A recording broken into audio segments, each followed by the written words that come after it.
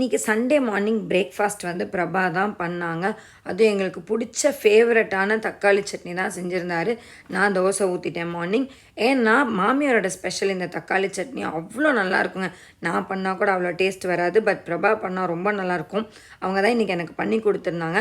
நான் வந்து அவர்கிட்ட நின்று பேசிகிட்ருக்கேன். அந்த சாணம் என்னை வெறுப்பேற்றுற மாதிரி டேடின்னு ஒரே ஆட்டத்தை போட்டுட்டு இருந்தது. பண்ணு மவளையை பண்ணு அப்படின்னா உடனே அரைக்கிறது ஞாபகம் வந்துருச்சு போல். அப்பா பசிக்குது, டேடி பசிக்குதுன்னு இருந்தா.